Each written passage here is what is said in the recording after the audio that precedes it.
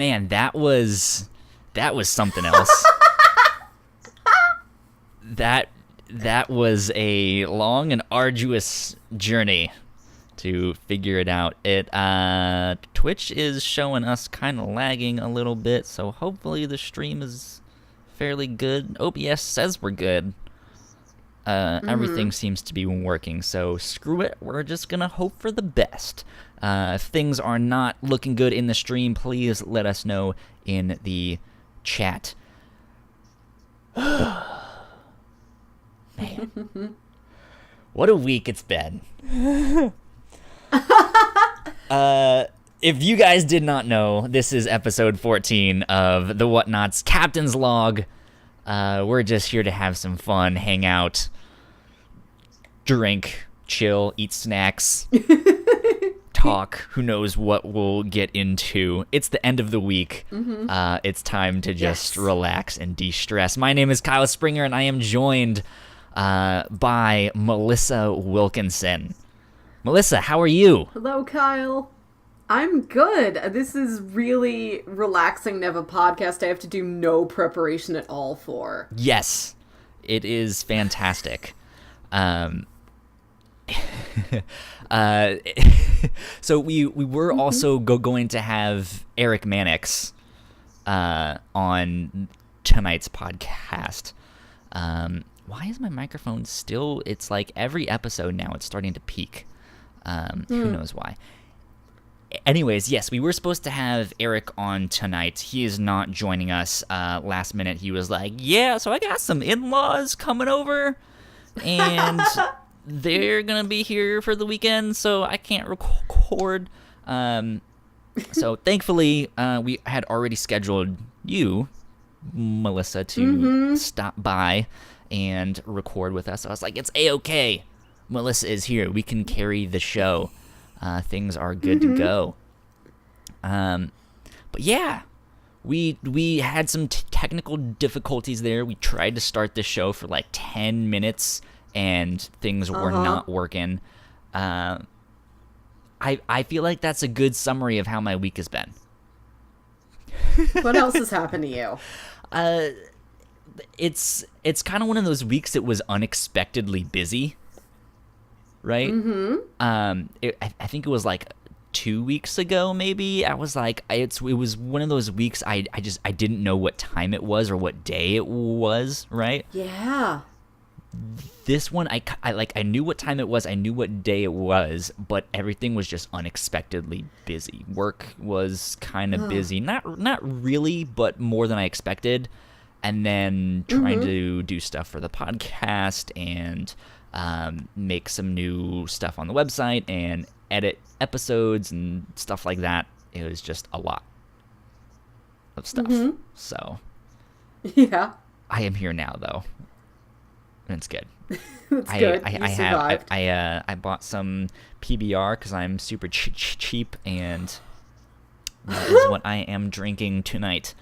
So it's gonna be a good time. What did you do this week though? Oh, I worked a lot. You worked a lot. I watched I worked a lot. That's mostly it. That is not an understatement. I messaged you earlier this week being like, hey, can you be on the Captain's Log this week? And you're like, well, I'm working a 10-hour day today. And I think when I was messaging you, it was like 9 o'clock at night, and you were still at the office or something. Well, it's not 9 o'clock where I am. It was just like a normal 7 p.m. here. Whatever. It was much lighter than that. And you're like, yeah, I'm still at work. And I was like, good God, that is not fun. So you crammed in a lot of work so you could be here a little early today. Yeah, and just catch up on stuff and kind of get ahead on stuff for next week when we have 4th of July off, because we do a lot of international business, so like everything else is just going to keep chugging along, and it's not like we get a fun day off. It's like, oh, well, you don't have to come to the office on Wednesday, but you are going to be really, really busy Thursday and Friday. Okay. How much stuff can I prepare for now? Yeah. So what exactly do you do, or can you say, are you comfortable with putting that out on the interwebs? No, I have an interesting job. I am a peer review specialist for a series of academic journals.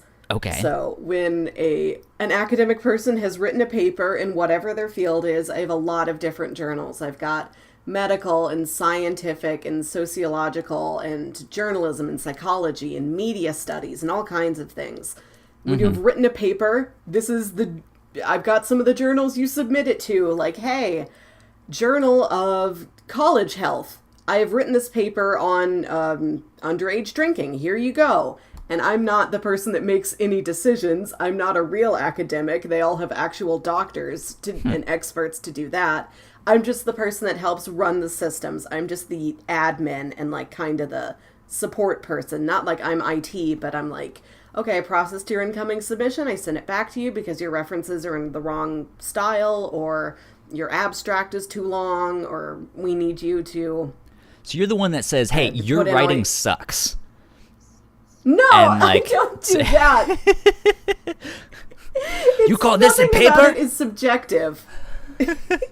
I just have this like objective checklist I have to check everything against. Like, oh, you cited figure 4 in the text, but you only gave us 3 figures. Please send us figure 4, or, remove that mention from the text. I just make sure that everything is as clean and neat as possible, and then it gets to the editors and the peer reviewers.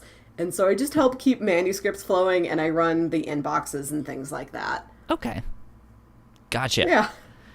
Gotcha. My job is interesting because my title sounds a lot like way more important than I actually am. I'm a web developer at a university. And yeah, so like that sounds like, oh, like look at you, moneybags. Which like that is not me at all. I am like bottom of the totem pole. I'm an hourly worker. I'm technically part-time. And if you are a big podcast fan, you probably know what MailChimp is, or you've at least heard of it. Basically, I work MailChimp for them, sending out, like when departments from the school want to send an email out to the alumni asking them for money, or inviting them to some like sports event, something, they send me the text and the images, and I basically just copy and paste it into MailChimp. And that is my job. So it's not that difficult, and I love it and hate it. I hate the actual job because it is busy work. Like, do you guys really need someone to, like, sometimes they will ask me to do things like within the email, or fix this, and I was like, you could have fixed that on your own in half the time it took you to ask me that. Like, this is this is ridiculous, guys. Like, you could save so much time without me, but I don't tell them that because they pay me really, really well. Ooh. For part time, and when I don't have anything to do, which is fairly often, I can sit there and do whatever I want. That is nice. Last week I was playing Nintendo Switch at work, and I was playing Zelda all week. So I'm just sitting there, But yeah, so it's an interesting week. I'm kind of in an awkward position though, because I want to go full time. I have wanted to go full time for a while, and they're starting to kind of involve me in more stuff and treat me like I'm kind of part of the team, and I'm not just some kid who works there part time. Yeah. But I'm still part-time, so it's kind of getting to that point. It's like, so you gonna hire me on full-time or not? Because, like, you're inviting me to your happy hours, and that's technically staff only and faculty, and I'm not staff or faculty, so Who knows? But weird week. Weird week. So I want to know about you. Oh, that good. is why you're on here tonight, because we like Paul and I got that one chance to talk with you on, I think, our 2-year retrospective episode of what was then called the Whatnauts, what is now the Whatnauts review show, which you are now my lovely co-host on. But at the time, like you just showed up on our live stream and you're like, hey, I've kind of never really said anything to you guys before, but I'm here. I love your show. we were like, sweet.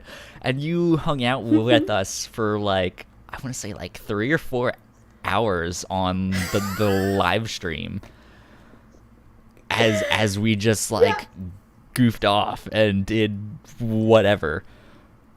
And then once Paul stepped down, you were like, yeah, I'll help out. You emailed me and you're like, this is kind of my podcasting resume.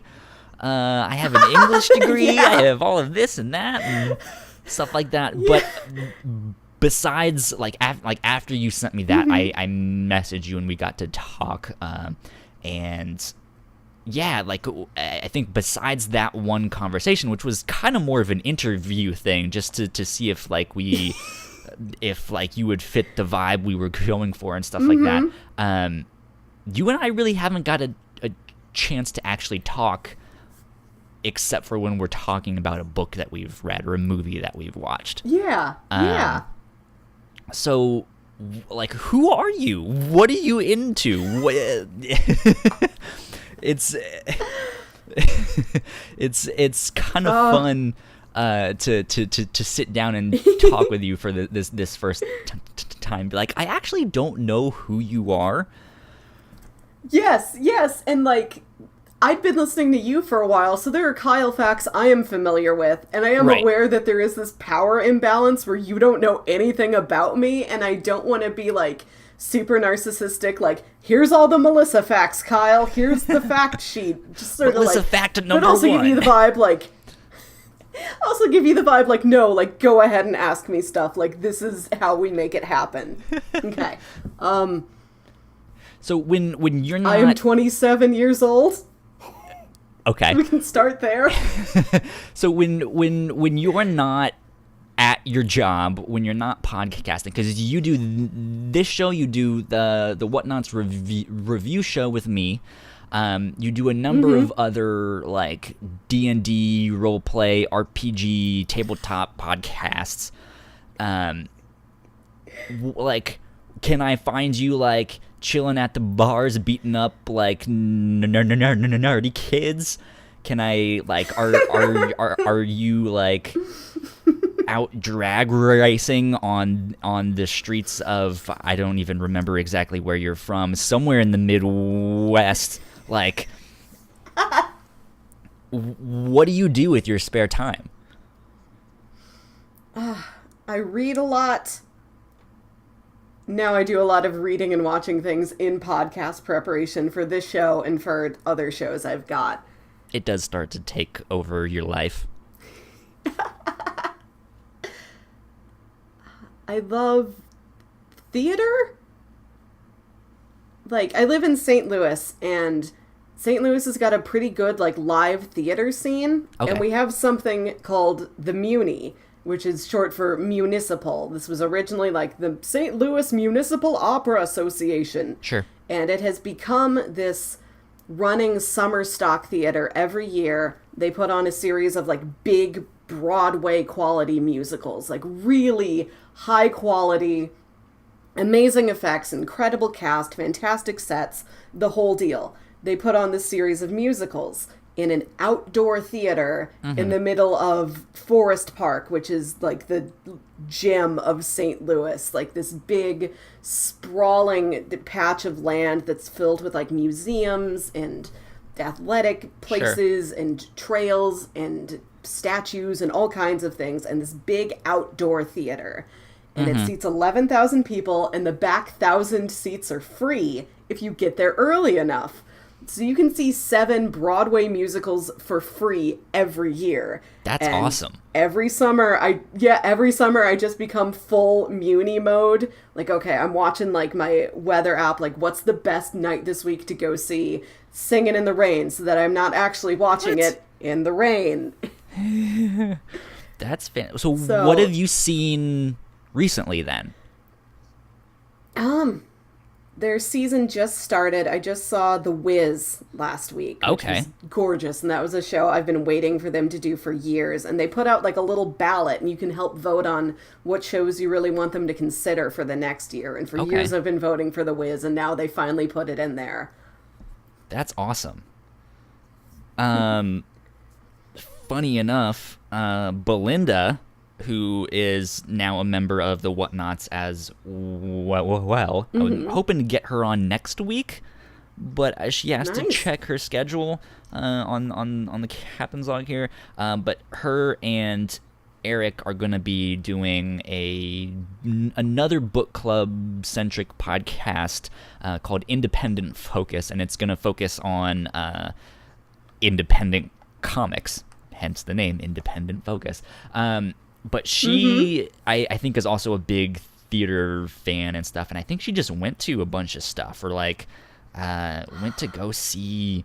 I'm looking at her Twitter page. Belinda, if you're listening to this, what did you go see? She went to some Fathom events and saw. Oh, nice. Let's see. I've been craving blah blah blah blah blah musical. I don't know. She went on like a Twitter thing. God damn it! What did she go see? Okay, show this thread. This is my first experience. One of my favorite moments was getting a close-up on a face during Welcome Home finale. God damn it! What did she go? I don't know if that was that or not, but yeah, she went on a whole thing. Like, it was awesome. I went and saw this thing at some Fathom event or some Broadway thing, and I've been meaning to go, and who knows what. So cool. You guys are both into theater and stuff like that. That's cool. I think I've been to like smaller productions of stuff. I've seen. I think it was Alfred Hitchcock's 39 Steps, like a local small something. I remember seeing it when I was super young, not really realizing that it was an Alfred Hitchcock movie as well. And then I ended up seeing the movie, and I'm like, wait, I know this story for some reason. That's strange. Where did I see this before? And then I think I ended up seeing it again somewhere else. And I was like, oh, I know this. This is an Alfred Hitchcock movie. So yeah. So you saw the Wiz. Yeah. Over in St. Louis. How was that? What's your review of their performance of the Wiz? It was really good. The sets were gorgeous. The Evil Queen had like one of the coolest costumes I have ever seen them do, and that she's got this big flowing poofy dress, and then stuck all over it are these little masks, almost like a theater mask or like a Michael Myers mask, one of those plain white masks, and they're all painted like glow in the dark, and they probably had like lights behind them, so she's just got this giant dress with all these eerie glowing faces. That's awesome. Poking out between all the gauze, like really, really creative stuff. And I bring binoculars to every show because it is such a big theater. Like, it's not like everything's really tiny, but they just put so much detail work into everything. If you're sitting fairly far back, you're gonna want binoculars to look at all the stuff like this. Right. So yeah, costumes were impressive. This is their 100th season. Oh, wow. Yeah. So they are pulling out a lot of stops this year. Yeah, I'm going to see everything, which is something I've only done twice before. I try and see every show every year. Normally I make it to like 5 or 6 out of the 7, but twice before I've done all 7. Cool. And this year I think I'm going for like the big sweep of all 7 Muni shows plus Shakespeare in the Park, which is not like a local gauntlet. It's just my own personal goals of free St. Louis theater events you can see outside. Yeah. That's sweet. So what has been your favorite like theater play that you've gotten to go see? There or anywhere? Anywhere. My favorite play I have ever seen. I'm so excited you asked about this because this is something I've been wanting to tell you about. Like, we could never feasibly do it on the review show, but I just need you to know what this thing is. There is a new play. Okay. Been around in the last decade or so, called Mr. Burns: A Post-Electric Story, or a post-electric play, one of those two. Sure. And it is this drama that this woman has written about a post-apocalyptic future set, I think, like, this is the year after the disaster, 10 years after the disaster, and 75 years after the disaster. Those are the 3 acts. And the main through story of this entire thing is that all electricity has been wiped out. People can no longer access media.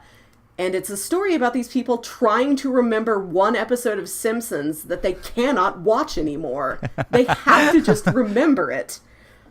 And it is specifically about the Cape Fear episode where, like, Sideshow Bob goes and tracks down the Simpsons while they're on vacation, and like he steals Bart away on a boat. If you've seen this episode, I'm not super familiar with the Simpsons.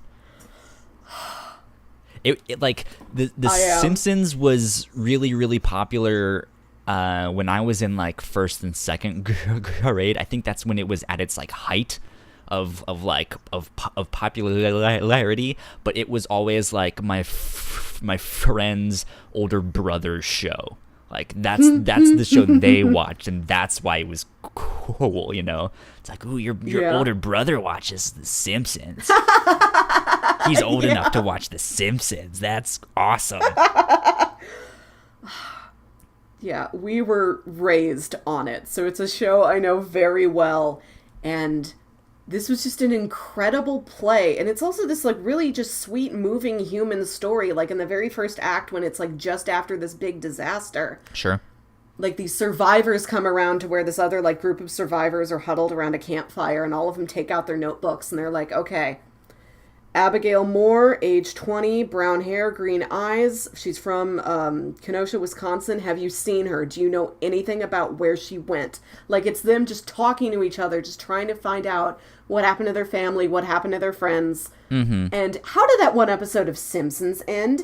And you watch the story of this episode of Simpsons evolve throughout time. Like in the second act, which is like 10 years after the disaster, there are now traveling theater troupes that put on episodes of The Simpsons, and they will pay people for their memories. Like, nobody here can remember what Chief Wiggum says in this one scene, and then somebody's like, I remember what it is. I'll tell you what Chief Wiggum says if you give me a 12-pack of Coke and some D batteries. And they're like, okay, got it. It's this, like, dystopian bargaining that they have to do to just collect an entire script of The Simpsons, and then they travel around and they just put it on for people. That's awesome. And then in the final act, when it's like 75 years after this disaster, Simpsons has become like the religion for people. Mm-hmm. Like they use the story of the Simpsons to explain their own downfall as a society, because the original disaster was something nuclear.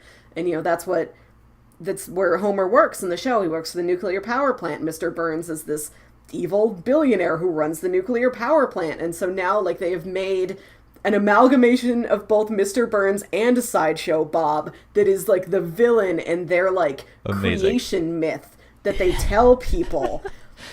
It's such a cool play, and I saw it in a high school in Springfield, Missouri, and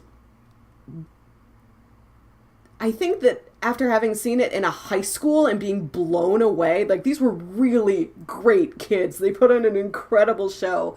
Like, I imagine it's got to be so much better seeing it with a professional show. Like, as good as those kids are, like, let me see like an adult do this and not like a senior busy with a million other things right before they're about to graduate. Like, let me see a dedicated professional adult performance of this. And I imagine it would just be transcendent because I was so impressed by just a bunch of teens. That's awesome. The play is that good. Interesting. Yeah. Huh. That sounds like a lot of fun. It reminds me, have you ever heard of the podcast Jim Robbie and the Wanderers? Yes. I haven't listened to that one yet, but that's been on my list for a while. So it's an audio drama podcast, post-apocalyptic, but it's about these like two musicians and their robot just kind of wandering around in the post-apocalypse, and trying to figure things out. And first season doesn't necessarily have the best like audio quality and stuff like that, but season 2 they definitely stepped it up, and it's kind of fun. It's just they just get into all of this like wacky hijinks and stuff like that, and it sounds like something they would do, like, oh, there's this coveted script of The Simpsons and we're trying to piece it together, and that's awesome. It's cool. So you grew up on The Simpsons. I got to meet your brother last weekend, Jams. He joined us for our episode on Valerian. If you guys want to go check that out, go to whatnauts.com or subscribe to us on iTunes or wherever else. If you guys have not figured that out. It was on an episode of the review show, I should say. This is the Captain's Log. It was not last week on the Captain's Log. Anyways, is he your only sibling? No, he is my younger brother. There's about a year and a half between us. And then I have an older brother who is 13 years older than I am. See, that's why you were raised on The Simpsons. That's exactly what I was saying. Your older brother watched it, and that's why it was cool. Yeah, and like he was in college when I was in kindergarten. Like, he wasn't like physically around very much when we were growing up. We love him to death. Like, we are very closely bonded emotionally, but just like he was like a cool adult and we were like some pesky kids. So it wasn't so much I was watching him watch it, but like our dad would just put it on for us all the time because it was like syndicated around here. Like the reruns would air every day at like 6 and 6:30. So that was another one of our dedicated, like, okay, we can just put this on while we eat dinner. And, when The Simpsons is over, okay, you kids go do your homework. And yeah, that was like That's something awesome. I could count on every day is 2 reruns of The Simpsons. That was Seinfeld for me. My dad loved, I love Seinfeld, but my dad loved it too. So we always had Seinfeld on. But yeah, I never really got into Simpsons. I got more into Futurama because that got started when I was a little bit older. I still haven't watched all of it. I don't know like the ins and outs or any. I've just seen a whole bunch of like random episodes, but I love Futurama. I think it's hilarious. It's one of my favorites, and that is a show where I have seen every episode multiple times, I think, and like I think I'm missing a couple of those direct-to-DVD movies, but I own the whole like TV show. That's awesome. On DVD. Yeah, lots of good stuff in Futurama. I recommend like seeing that through to its conclusion and like being a Futurama completionist. I really need to, because I loved it when it first came out.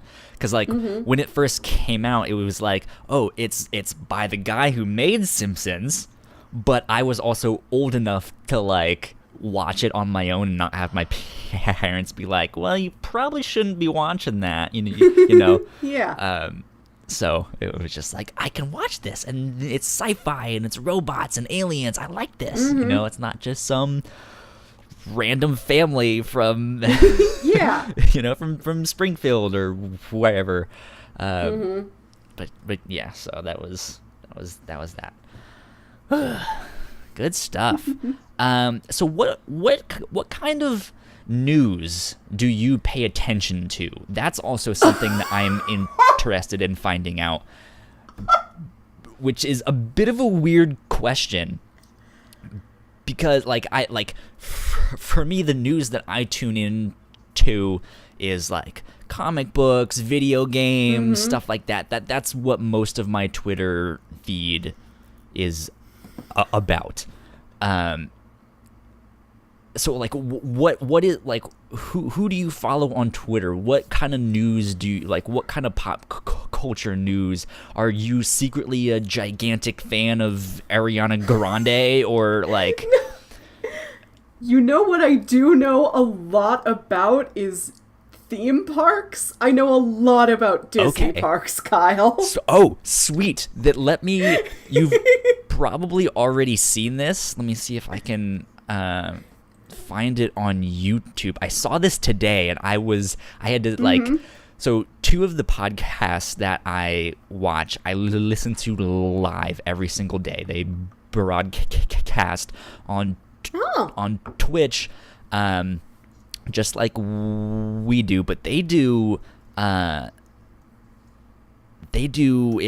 like every weekday. Like it's a morning show, and then they do like a video game news show right after that. And it's every single weekday. But that's it. That's also their full-time jobs, is making all of this content. But they had something on their morning show about these robots, these stunt double robots that Disney is making. Have you heard about this? No, I haven't heard about this yet. So I'll send you the link in Discord here. And I want you to watch that. Oh my god! Oh, of course they would. It's only 40-second long video. I will post a link to this video in the description on YouTube and our podcast stuff, wherever else. But this blew my fucking mind. So Disney Imagineering has created autonomous robot stunt doubles. They are developing these, I guess, for whatever, but to the first couple times in this video, it shows the process of how they've kind of come up with these robots, kind of, or just like their tests of like prototype 1, prototype 2, stuff like that, and it gets more and more realistic as it goes on. And the first one just looks like this like lawn chair, like folding stick, but the last one that they do is like an enchanted bow staff. Yeah, it's like an enchanted bow staff, like you said. But the last one that they do is doing like flips and aerial twists, and he's like tucking and rolling in mid-air, and like it is mind blowing. What do you think of this? This is a really good idea. Like, it's also some scary shit. Like, yeah, and like take some of the stress off of like their physical performers. Like, okay, if we want to have like a 5-episode superhero franchise with this Marvel character, like that's going to be a big load off the actor's mind to be like, oh, okay, don't have to worry about doing all those flips or putting another actor in danger, having them do all the flips. Exactly. A robot will do it, and the robot won't get hurt. Yeah. You could preserve like a Chris Evans so much better if he was a robot sometimes. Yeah. And that is, I am terrified. But at the exact same time, like, how cool would it be to have the like Marvel Disney theme park and have Iron Man just like fly by? Like, that would be amazing. That would be incredible, because like that last like fly by clip thing that the robot does in this video. He does this like superhero pose where he's like his chest is out, he has one knee up, and he's just looking tough as he like flies through the air. And just imagine that as Thor. Imagine that as Iron Man. Like, what in the world? Like, that would be incredible in some like Disney theme park, or some like Star Wars thing, as some like Jedi like flies into the park and starts walking around. Like, how crazy would that be? Yoda can do that stuff. Yeah. Like, imagine them making like a lifelike Yoda robot that can just flip around and do stuff like that. That's ridiculous. I would be so excited to go see like a stunt spectacular show that had a robot in it. Yes. I still want like the hokey performers, but like with one robot. Yeah. Put a robot in. And I don't know, man. Have you seen the robots that Boston Dynamics makes? Yes. I'm sure you've seen them all over Twitter, but they have the ones that like can open doors or like walk upstairs. This looks so much more lifelike than what Boston Dynamic made, which is scary because I'm terrified of those Boston Dynamics robots. They can open doors. They have ones that look like dogs. They're like the four-legged ones that like that's how they get you. They make them look like dogs because they know everyone likes dogs. And then you're like, "Oh, it's a dog." No. It's a robot and it's here to murder you.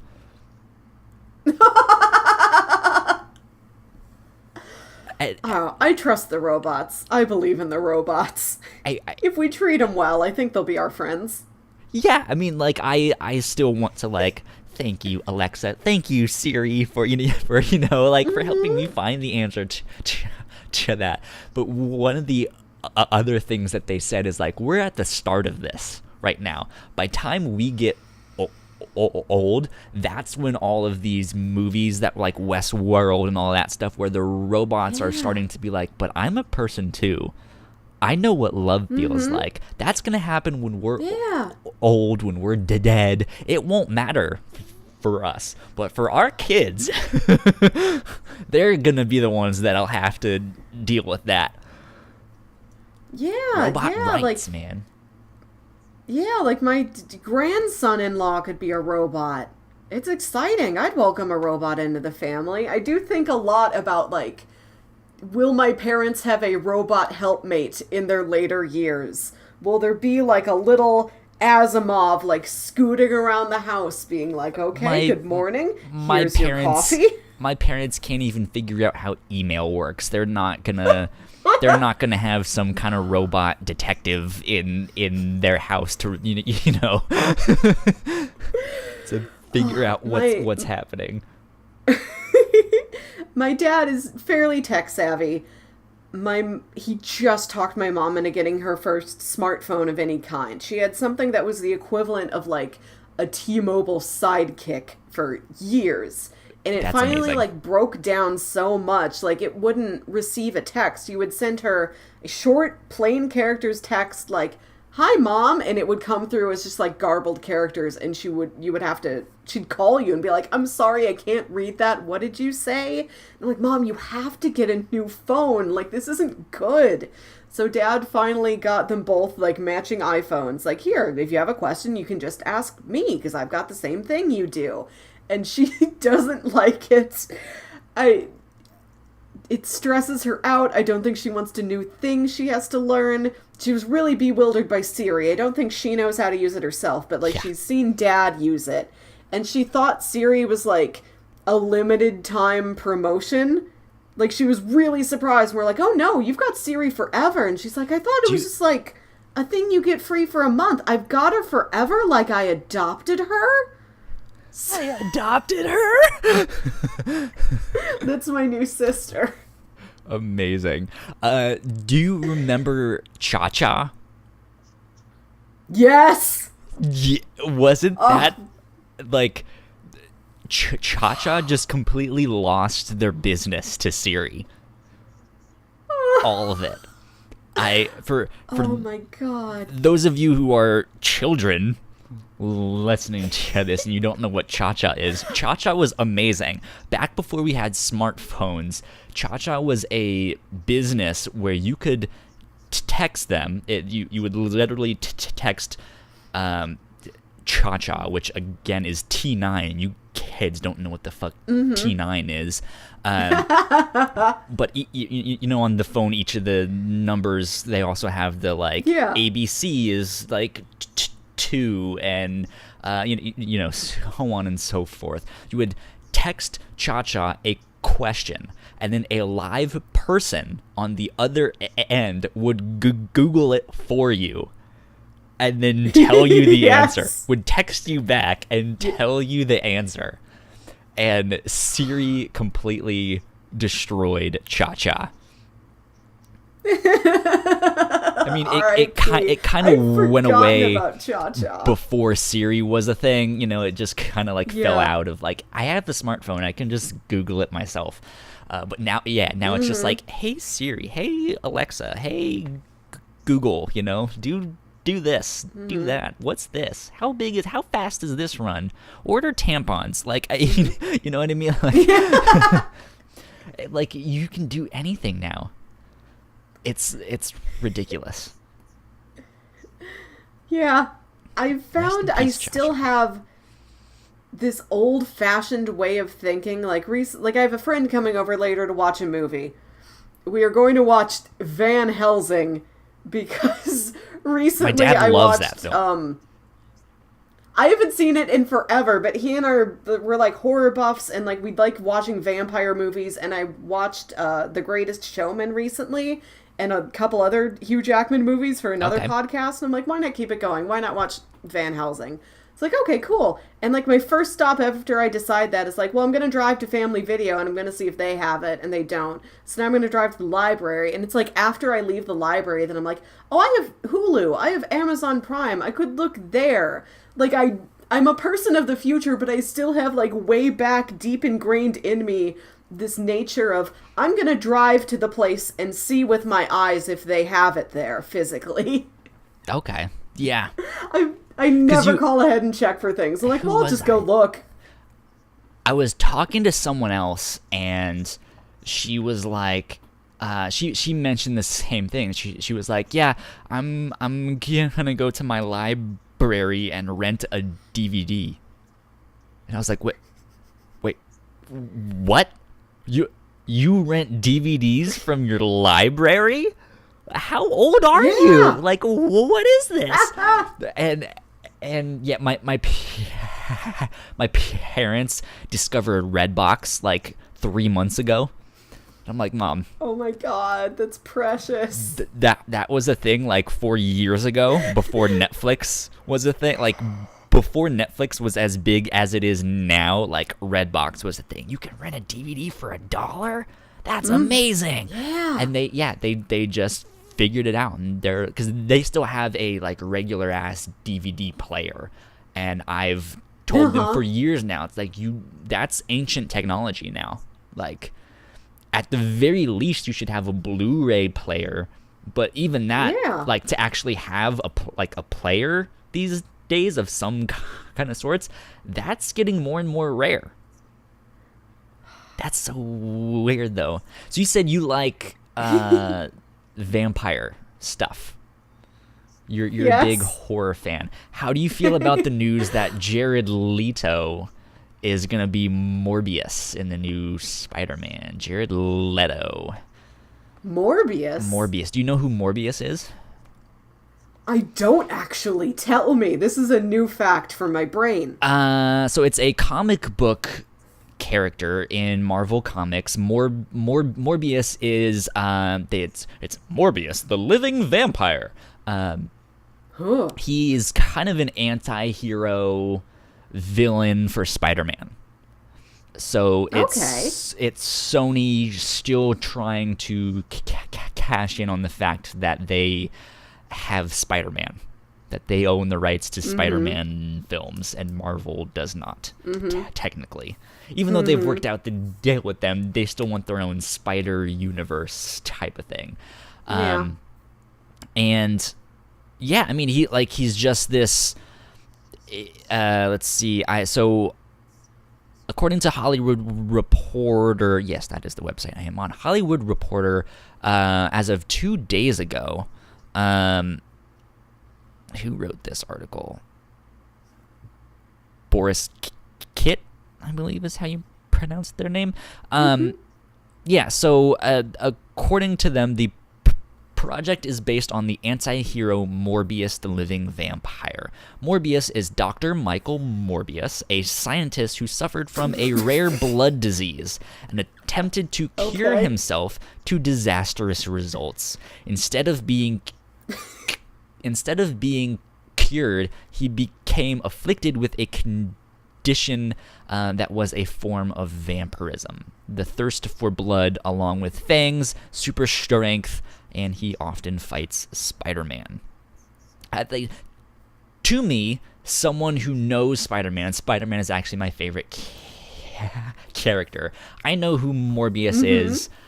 He shows up fairly often, but he's not this isn't the oh, hey, we just had someone follow us on Twitch. Commander Root, thank you for following us. Hello. Yeah. So I guess to the mainstream, no one knows who Morbius is. He's not you guys know Dr. Octopus and stuff like that, but you're like, Morbius? Who the hell is Morbius, you know? Yeah. So, how do you feel about Jared Leto as an actor? Let me ask you that. I don't know. I am aware of things he is in, but I don't think I've actually watched him in a thing. I think I've only seen him in a succession of trailers. So I don't know what to think. So you haven't seen Suicide Squad or Blade Runner 2049? I didn't know he was in that. No, those are on my list. He played the Joker in Suicide Squad. I am aware of this. I know it turned off a lot of other people, but I'm hated intrigued. Suicide Squad. I thought the Joker had absolutely no business being in that movie. He literally had no reason to be there, but I digress.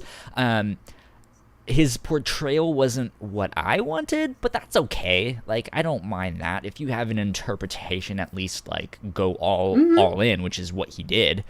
Yeah. So there's supposedly 2 Joker movies in the works, one starring Jared Leto, one that has nothing to do with the Jared Leto version of Joker, and it's Joaquin Phoenix who's supposedly going to be playing the Joker with that. I don't know. I haven't seen Blade Runner 2049 yet, or whatever year it was. I love Blade Runner, though, because I'm a huge cyberpunk fan. But I haven't seen him in enough to know his acting chops. Yeah, I don't know. Maybe we will put this on our review show list. Consider Leto one week. Maybe. As long as it's not Suicide Squad. No, he's a litany of other films. I would not make you watch Suicide Squad with me. I saw it opening night in the theaters. I knew it was going to be bad. I went in expecting I didn't I think I saw Man of Steel, came out liking it. A week after that, realized how wrong I was after it sank in, and been wait, there were actually tons of plot holes, and that's not that's not a good version of Superman. That's not what makes him interesting. I saw Suicide Squad, and then and then Batman vs Superman. I saw that one. I was like, this was not good. And then I saw Suicide Squad, and it was Hot Topic, the movie, and I was like, all right, yeah, no thanks. Yeah, yeah. This is not good. I've seen Wonder Woman. Wonder Woman was the only one that I liked. Haven't seen Justice League yet. So. I saw it. It was fine. I've Like, I remember having things. a good time in the theater, but, like, now I remember, like, almost nothing about it.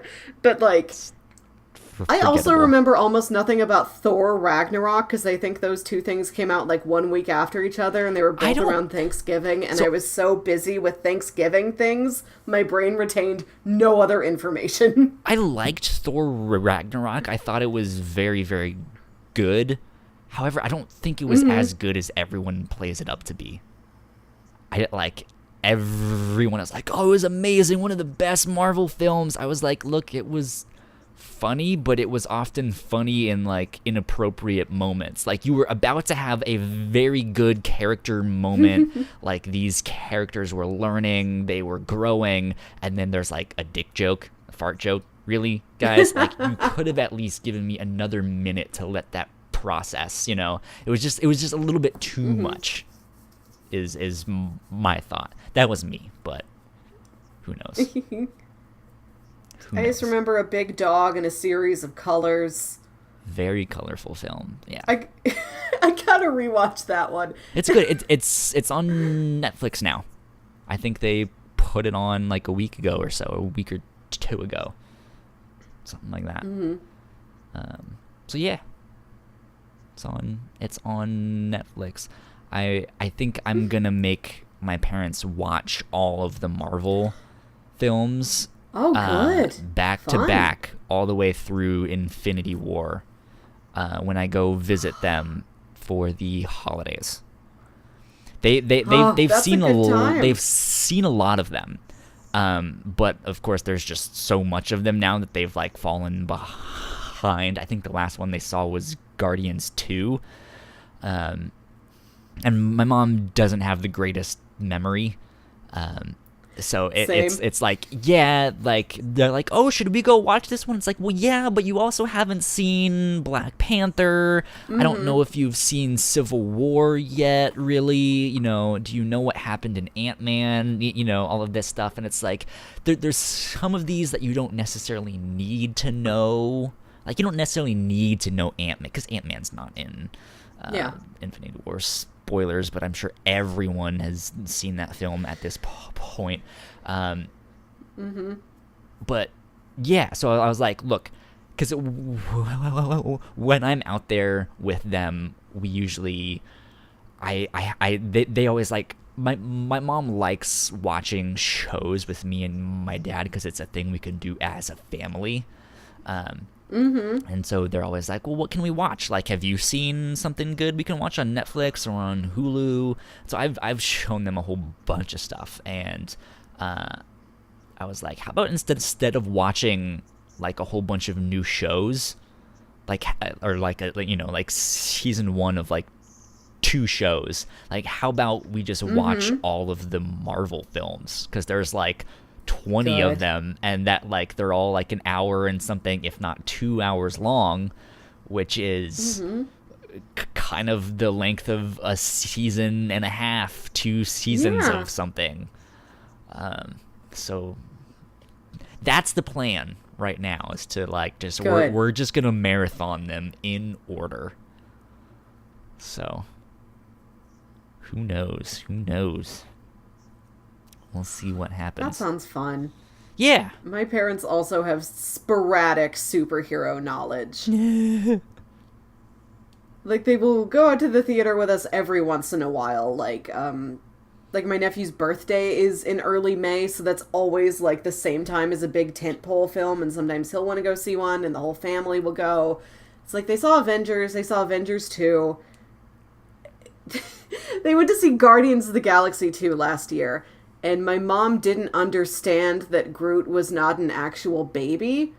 and she was so upset the entire time that all these very bad things were happening to a baby. And all those guys with the leather jackets on the ship were all very mean to that baby, and we have to talk her down after the movie. Like, no, Mom, he's just an adult that has been made physically small. He's centuries old. He's not a baby. It's okay. According to James Gunn, and as much as you're the man behind those films, fuck his thoughts about Groot, he cannot instead is like, no, the Groot you saw in Guardians 1, he's dead.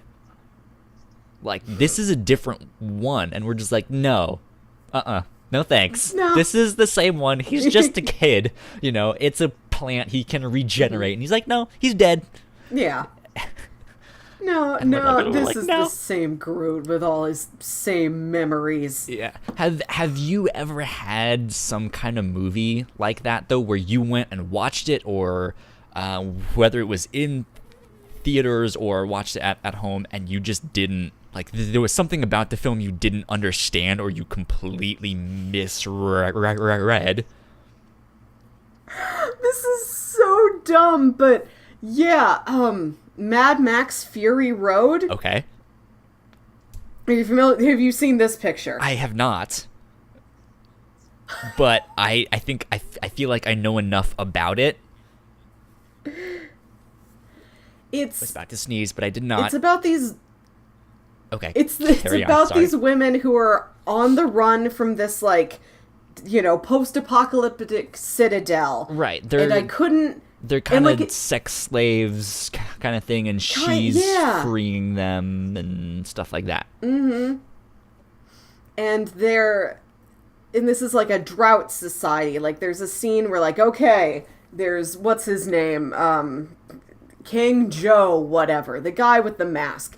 King Joe is like, okay, people, today is time for your ration of water. And he, like, lets some water, like, come down from the waterfall on the mountain, and everybody's, like, scrambling up to get the water. And then inside there's more of his brood wives, and they're, like, getting their breasts pumped and all the milk out. And I was like, oh, is water so scarce in this world that, like, breast milk is a legitimate source of hydration, and we need as much breast milk as we can get?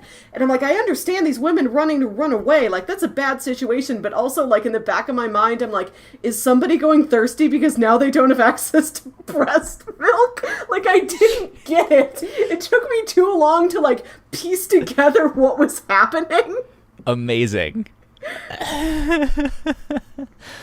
Amazing. I'm like, I'm on your side, but I am also worried about the consequences of your actions. I mean, that, like, I don't put it past a post-apocalyptic society to use something like that as currency or a way to survive, or like, hey, here's some kind of nourishment, right?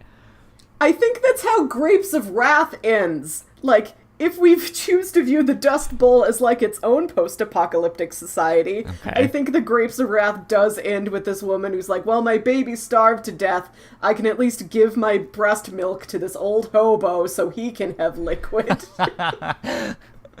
I think that happened. I never read that book. I haven't read that book either, so I don't know what happens. That's ridiculous. Because he also wrote that's John Steinbeck, right? I read the Pearl, but I don't remember it. We had to read that for English, I think, in my ninth grade high school class. I don't know that one. I just know it as a Dharma station. Yeah, that too. We both love Lost. Heck yeah. No, so I'm trying to think. I don't feel like I've ever had an experience where I, like, completely went left field. Like, well, what about the breast milk? Is that, like, their form of currency? But I remember a friend of mine, his mom had a moment like that. And it was one of the fun, like, at the time, it was one of the funniest things that I had heard. Mm-hmm. And in hindsight, it's not that funny. It was when Napoleon Dynamite came out. Do you remember that movie? I have a deep, abiding soft spot for that movie. It's a great film. I love it. Good. I'm glad you agree. It's fantastic. It came out in theaters. No one really paid attention to it. It was this weird kind of indie film, and actually, I don't know if it was an indie film. I think so. But yeah, and then kind of it eventually caught on word of mouth, just like you need to see it. It's hilarious. And it was at the point where like everything was Napoleon Dynamite. Yep. Right. Yep. Where everyone was quoting it, and my friend's mom hadn't seen it yet, and their whole family, they're from New York, and they were like movie buffs. Okay. Let's put it this way: they watched a shit ton of movies, half of which I have never even heard of or seen or would ever watch in my life. They just watched anything and everything. And they were all about like Hollywood gossip and all this stuff.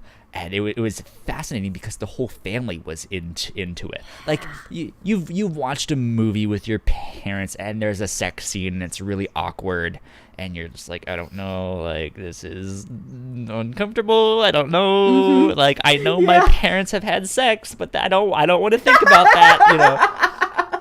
And it's like, does me not warning them mean that they think I like this scene? Like, what is this? You know? Yeah, it's a quandary. It's so weird, but yeah, their whole family was into it, and they'd be like, "Oh, she's hot," you know, like the mom would say that. Who's she Who is she dating? You know, like they would just like.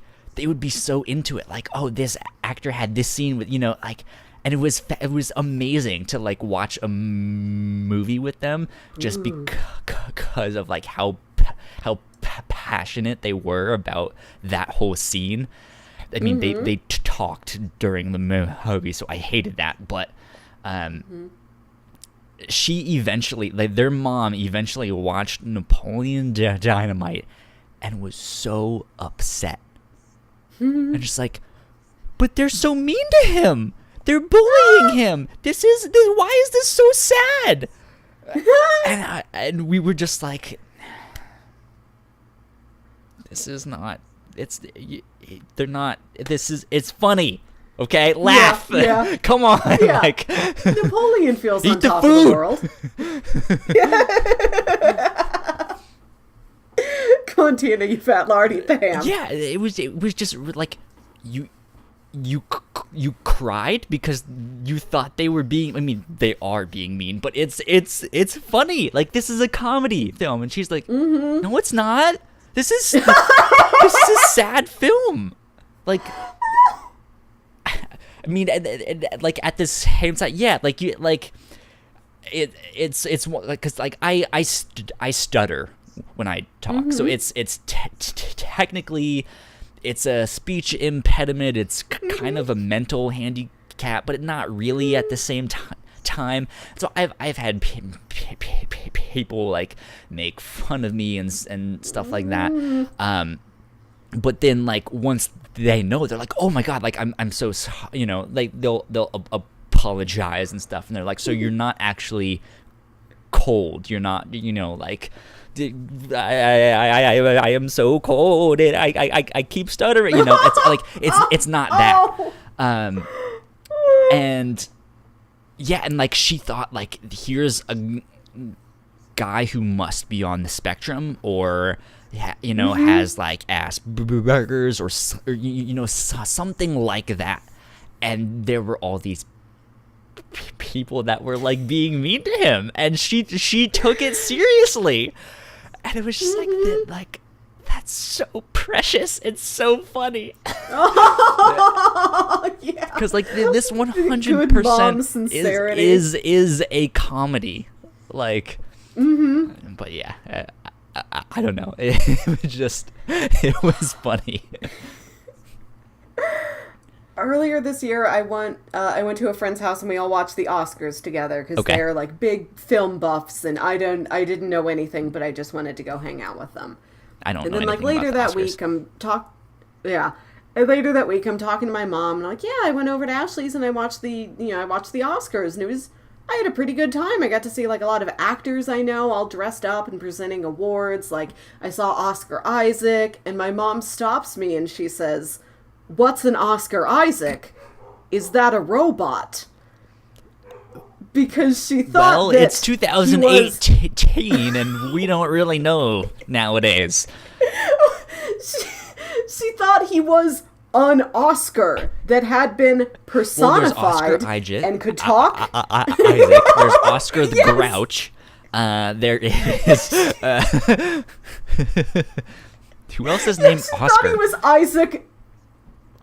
She thought he was Isaac the Oscar. It's like like they had just invented this character and that's who he was. It's like walking into Wendy's and being like, "I need to speak to Wendy. Can I? Yes. Is Wendy here? Is she back there?" Mm-hmm. You know? Just like, oh my god, this is terrible. Yeah, so now I really just need to show my mom a Star Wars or something. We were like in a store a couple weeks after that, and this was I think when The Last Jedi came out on DVD, and Okay. I pointed at like a standee and I'm like, "See, Mom? That This is isn't Oscar Oscar Isaac, Isaac. the living man." So now I need to sit her down and like actually show her him in action so she Yes. believes us. This is Oscar Isaac. He is a beautiful man. You should pay attention to him because he is a beautiful man. And that is all Yes. you need to know. So yeah. He was in have you listened to Homecoming from Gimlet Media, another audio drama podcast? I haven't listened to it.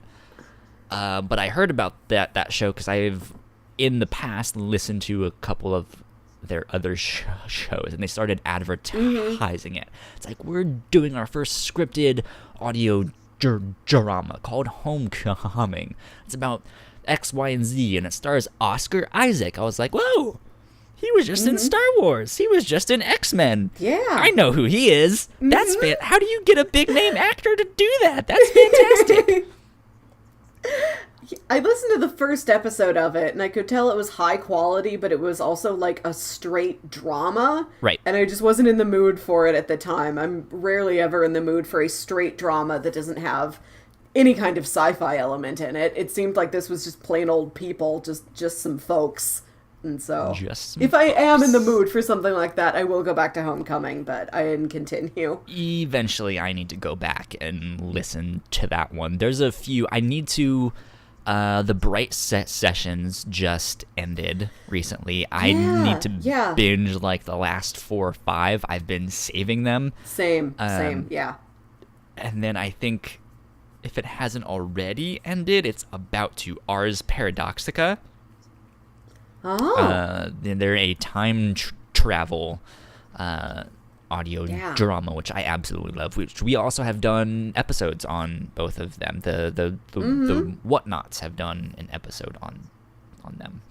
That was a while ago. I listened to that one, and I listened to the first season or two, the first chunk of Ars Paradoxica, and I did like it, but it did get to the point where I could not follow what was happening. Yeah, it's like, one that I need pause this, to go maybe back, come back and really pay attention to, because it's time travel, and that always fucks with people. And I love time travel stuff. Paul and I always talked about doing an anime called Steins Gate. We never got around to it, but I don't remember how I found it. But I watched it, and I absolutely love it. One of my favorites, and it's a time travel thing, and it is literally one of the most well-researched time travel. Like, we're not going to go completely wacky with this. We're actually going to put legitimate science behind this and how it works and stuff like that. Well, who knows if time travel is actually real or not, so who knows if it's legitimate science, but it's like not just like it's gonna be a flying police box and it's bigger on the inside and it can go anywhere you want, anytime. Like, it's not that. Like, they can only send like the data back in time, and like at first they end up making a time machine out of a microwave and a cell phone, and they just like accidentally make it, and they're like, oh shit, we invented time travel. That sounds correct. But instead of like sending a person back or an object, they can send the data back. And I think their first prototype, they could send like half of a text message back. It was something like they could send like 96 characters back. So like not even a full tweet. It was just like, if you can send like a one thing, like eat more veggies back, which is something that they do send back to someone.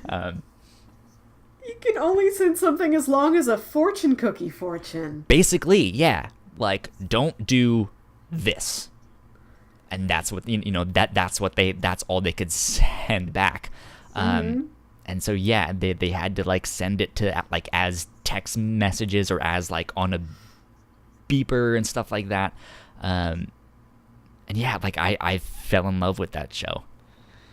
So fantastic time travel show, Steins Gate. If you have not watched it, it is good. It is well worth your time. Well worth your time. Nice. If you could time travel, when would you go? Oh man. I don't know. I feel like I would go.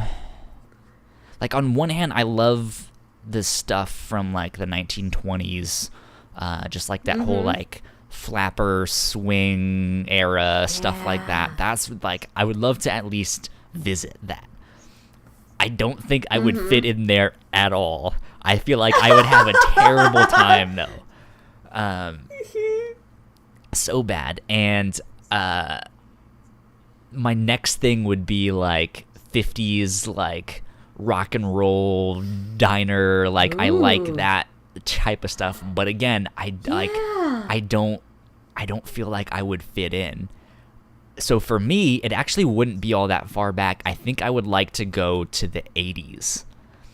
I was born in 1990, so it wouldn't be too far off, right? Like that I feel like I know enough about, and still like in like stuff from the 80s is still around today, or like was started back then, right? Like computers first starting to get big, and this idea, of technology, like, oh, like what we now have as like smartphones, like that whole industry started like back then or slightly before that and stuff like that.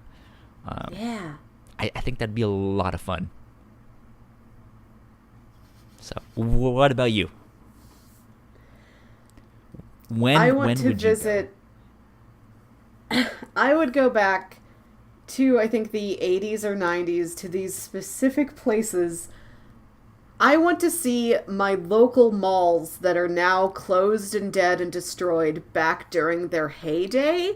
Oh, so like you would go visit like abandoned places now and see like, what were you back then? Yeah, just malls though. I just want to go visit Northwest Plaza, because that thing, I think it barely clung on up until I was maybe 19.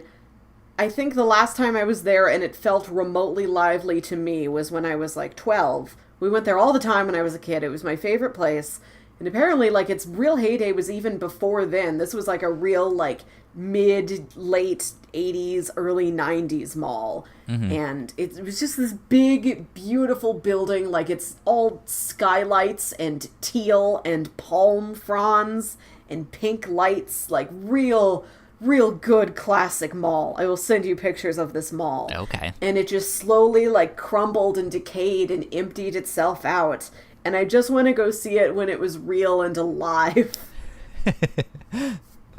See what all the hustle and bustle was about. That's cool. And just do things I couldn't have done when I was a kid. Like, I just want to go to the Northwest Plaza Theater that they had, like, suspended over the food court. It was so cool. There was, like, the food court on the main level, and then sunken in below the food court. You'd take steps down, and that's where Tilt was. There was a giant tilt and a big, like, glow-in-the-dark mini golf course with, like, that mini golf course water. Yeah. And then above the food court, you take an escalator, and that's where the movie theater was. And I just want to go back in time and go see, like, GoldenEye or something. Like, a movie I could not feasibly have seen at that age. Like, I just want to go... I want to see GoldenEye. I want to eat, like, the Great Steak and Potato Company. I want to go to the Walden Books. Yes. I just want, like, a classic old mall day. That's what I want most out of time travel. Okay. Interesting. I'm surprised that that's not some kind of reality TV show already. Well, I mean, maybe it is, because I don't watch reality TV show. Mm-hmm. But, like, yeah, they go find these, like, abandoned malls or abandoned castles or abandoned theaters and stuff like that. And they research it, see what it was like while it was big or while it failed, and they come up with, like, a reenactment of, like, what it was like back then. Wouldn't that be sweet? I would dream to go to a mall reenactment. I love immersive theater. Have you ever been to like a reenactment of a famous historical battle or stuff like that? No. No. I've been to so a lot of my family's from out west. I'm like the black sheep of my family. Where is out west to you? Out west, when I say west and I don't specify west coast, I mean like Montana and Wyoming. Okay. Which is okay. where all right. my family is from. But cowboy territory. Yeah. But I'm like the black sheep of my family. I'm adopted. I was born on the East Coast. They're all from out west. They're all like cowboys and farmers and stuff like that, and they're all like super conservative and Christian. And here I am, like the liberal arts student. I do not fit in with them. And my dad was a history major, and while he didn't major in American history, he's a big Custer buff, so he knows like all about Custer's life and all about his battles and stuff like that. So I've been to see like where Custer's last stand was in the Little Bighorns, and like I've seen the like the reenactment. Like they have like, it's kind of like a theater, but not really. Like they'll sit you in these seats, and it's overlooking the battlefield, and you'll have like a tour guide who sits there and explains the stuff as the reenactment is happening off in the distance. And so you see like the troops coming over one hill, and he's in there like, yeah, so that was General so-and-so who went in for this, this pincer thing, and such and such. And I was like, oh, okay. I was super young, so I was like, I'm just gonna play my Game Boy. Yep. But I've been back there a couple times, and my parents actually just went there this past weekend to go watch it again, because that's what my dad likes. So, and I think I've seen something in Gettysburg, but I could be wrong. I don't remember. The Big Show. When I was young, I'm not a history buff, so. Yeah. I'm not into that, but I would be into immersive theater, which I have heard about. I have not been able to see it myself, but there are these theater shows, like I think one of the big ones is in New York, and it's called Sleep No More, and it's an interpretation of Macbeth. And the whole thing just takes place around you. Like, there's just actors it's just like in a building. It's like you've got one whole floor of a big building, and there's actors all around you. They are all in character, and you just, maybe you're kind of led around, but you can splinter off at any time. You can wander around, and like there's a scene here and a scene there, and it's all concurrent. So depending on just where you walk, you're getting completely different facets of what this story is. I've been to Colonial Williamsburg. I love it as a concept. Huh. Yeah, which is kind of the same thing. Like, if you go to Colonial Williamsburg, like the people who, I guess you could say, live there, they're all actors and they all work there. Like, they get paid to be there, but they're all in character as if that colonial town like hasn't aged. So they all have the colonial outfits. They all go to the tailor and the baker, and you know what I mean. Like they all have that stuff, and you'll see the like militia men walking around and stuff like that. And it's kind of fascinating. I haven't been there in so just years, but that's just picturing that for like an old mall, like instead of being like, yeah, I'm the town blacksmith, you're like, yeah, I work the counter at the watch kiosk. This is my backstory. Do you need a watch? So I work at the local Claire's. Do you want pink diamond earrings or Hello Kitty ones? Yeah, and I've got a romance going on with the guy who works at the Circuit City. That's the anchor store to this mall. So you live in the Midwest. You mentioned St. Louis. Have you ever been up to, I believe it's in Minneapolis. Have you been to the Mall of America or wherever's up there? Once in my life I did, and it was legitimately my dream vacation since I was 8 years old, and I read a book where the Babysitters Club went there on vacation. There you go. And like a Northwest Plaza, but 6 of it put together. I have to go there. And finally, I like had a friend from high school that went up there to take a teaching job, and I spent a weekend with her. And we spent the entire time at the Mall of America, and I probably just saw like one chunk of it.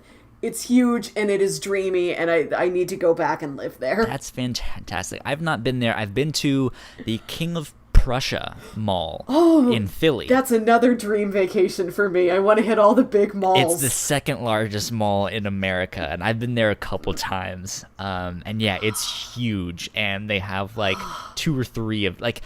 That's the one thing I don't get. They have like 2 or 3 of the same store within the mall in different locations. Like there are like. Instead of having like JCPenney on one end and Macy's on one end and Nordstrom on one end, there's like 3 JCPenney's.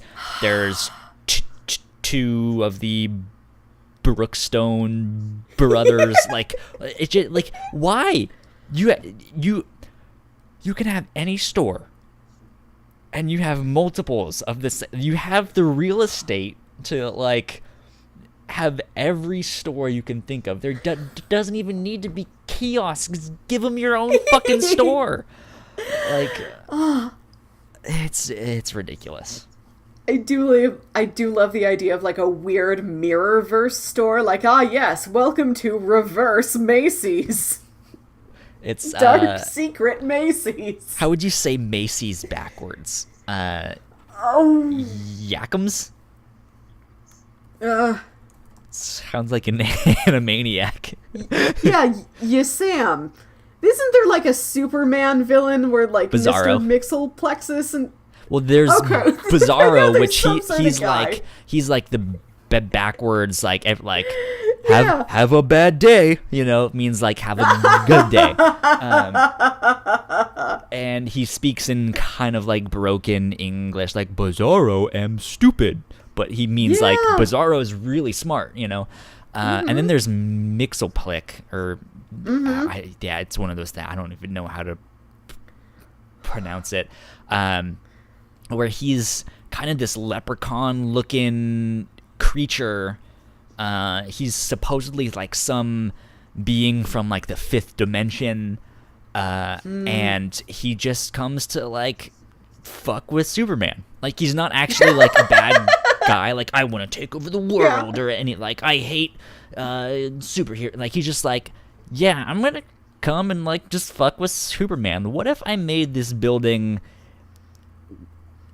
What if it has feet, and it just starts to walk around? And so this, like, the Daily Planet is walking around Metropolis, just causing... It's like this giant kaiju thing of just like... It's a Howl's Moving Castle? Yeah! Yeah! And... Yes! And Superman is just like, what the fuck, dude? Like, I how do... Stop! Don't do this. He's like, excuse you. I'm not gonna stop until you get me to say my name backwards. Yes. And his name, like, you can't even say his name forwards. And so it's just like, well, so he always has to like come up with some. It's a bad guy that Superman can't punch. Right. So he's like, okay, how do I figure out how to get this guy to say or write his name backwards? And it's stupid. It's like, well, you actually said it in this mirror, and if you take the mirror image of, and it's just like, this is ridiculous. This is so stupid. I hate this. I love it. I love it. Just that, but it's a store. Like, yeah, you have to give me your credit card number backwards. That'd be a nightmare. To give me, like, the square root of your PIN number, and then... Only then can you buy this set. Can you buy the set of queen size sheets for your bed? Nope. Then only can you take it from Dark Macy's. Dark Macy's. I bid you welcome to Dark Macy's. God, I just want to go to a Two-Face mall that's half regular stores and half like hellscape stores. That's funny. That is funny. Oh. Man, good stuff. Well, I don't want to keep you for long. I know you mentioned you had a friend coming to watch Van Helsing with you. Yeah, I have to acquire a copy of that, but if I don't, like, then we just pick another vampire movie. Like, it's not super high stakes. Figure something out. No pun intended. Yeah, no pun. I was going to say, stakes. I get it. Sweet. Well, we've been going for an hour and 20 something, so I say we cap it there. Yes. Yeah, if you guys have been joining in on the live stream, there's been a couple of you stop by and say what up in the chat. We got a new follower, which is fantastic. Yeah, thank you guys for joining us live. Come chat with us. Come ask us questions. You can email them to us, or you should actually just join us live and ask them in the chat, and we can answer them on air. If you guys want to know anything about us, ask away. Ask us what we ate for lunch. Ask us what kind of underwear we're hiring. Ask us who would win in a fight between Batman and Plastic Man. I don't care. Ask us whatever you guys want. And we potentially will answer it on the show. I can't say we will answer everything, but yeah. That being said, so we had some technical difficulties at the start of this show. Part of it, I think, is that I was messing around with OBS last night, trying to figure out some new settings and stuff like that. And I think I fucked something up. So I'm going to do some more research and figure that out. I did, however, on our website, add a brand new page that I thought was working correctly, but apparently is not. So I'm going to go fix that. But it's whatnauts.com/live streams. And it's basically our Twitch channel embedded into the page, so you don't even have to leave our website to watch our live streams. You don't even have to remember the whatnauts.com and twitch.tv/slash the Whatnauts and patreon.com. It's just thewhatnauts.com/live streams. And you can watch all of our live streams right there. You can chat with us in the thing. I just got a thing from Team Snapchat. What's happening today that Team Snapchat would send me a thing? I don't understand, and I'm scared to open it. What did they send me? Snapchat, hello. This totally derailed the conversation. That's a-okay. Something chat. I can't believe Jack dies at the end of the movie. What? Spoilers? James hasn't seen it yet. Ever sent the wrong message? Just press and hold to delete. Breaking news from Snapchat. You can now delete messages that you sent on Snapchat. Awesome. That's a lot of power. Yeah. So if you send a dick pic to the wrong person, you can now delete it. Or if you send the end of Titanic to the wrong person, evidently. There you go. There you go. Speaking of Titanic, there was a reference to that in Luke Cage season 2. They were just like, why don't you just scoot over? There's room for 2 on the door. Like, yeah. Anyways, if you guys are joining this hot mess of a podcast on the live stream, thank you. That is exactly what we want. Come hang out with us every Friday. I think we will be live every Friday on the whatnauts.com/live streams at 5:30 p.m. Eastern time. So hopefully you guys can come out and hang out with us every Friday afternoon. That should be fun. If you guys enjoy this show or any of the other shows that we do here at The Whatnauts, please head over to patreon.com/thewhatnauts, and you can support us for as little as $1, and you can get all of our episodes early. I guess if you miss the live streams, you can support us on Patreon and get them early. Or if you don't have any money, that is a-okay. We just want you guys to enjoy the show. We will put this up on YouTube and as a podcast the following week after we record it. So that said, this has been episode 14 of the Captain's Log. I had one more thing of housekeeping to say, but I totally forgot what it was. So if you are on iTunes or whatever podcatcher you use, if you search the Whatnauts, all of our shows come up. They are all on iTunes. But I've noticed that not all of our episodes are showing up in the correct place. So, for the time being, if you are already subscribed to what used to be our only feed, if you are subscribed to the Whatnauts, you're good to go. You're getting all of our episodes. Everything is working correctly. However, I am troubleshooting what the fuck is happening with our other RSS feeds. If you wanted to only subscribe to the Whatnauts review show because you hate us talking about Snapchat and sending dick pics to the wrong people, you don't have to subscribe to the Captain's Log. But if you love the Captain's Log and you want to hear us talk about Disney robots and stuff like that, you can subscribe to this show and you don't have to subscribe to the Whatnauts review show.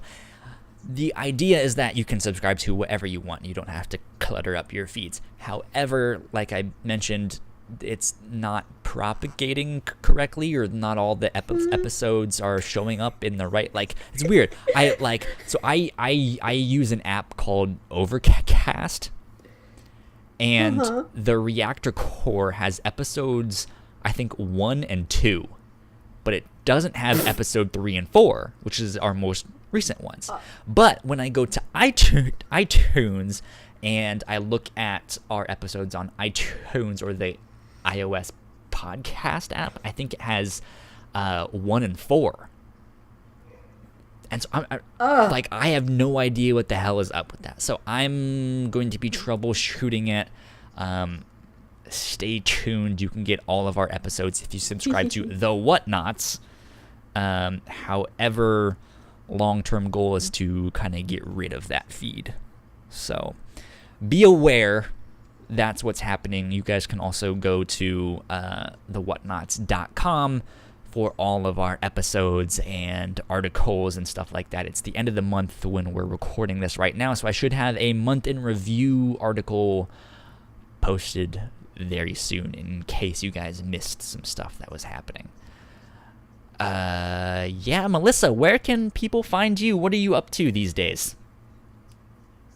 I am on Twitter at Wilkywit, WILKYWIT. I record more podcasts. I got this one. I got some tabletop RPGs. I have a really fun show I do with my friends sometimes called Trifecta, where we just compare 3 different variants of something. Sometimes it's movies or food or all kinds of junk. Anything that can come in a set of 3, we are going to break it down and rank it. There you go. You can find me doing a lot of other stuff. Awesome. If you guys want to find me personally, I am on Twitter at Hush315.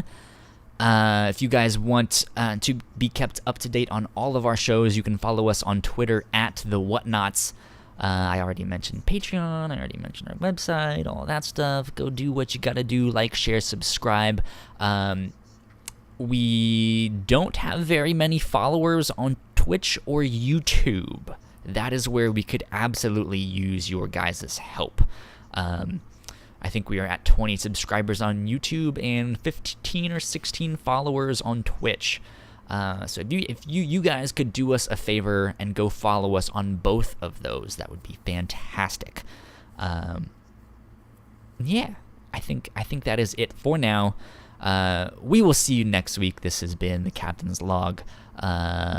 Enjoy your weekend. Enjoy your 4th of July. I think this will be... Yeah. I don't know. Okay, so we're recording this before 4th of July. I think this is actually going up the Thursday after July 5th. So I hope, hopefully you guys all had a good July 4th.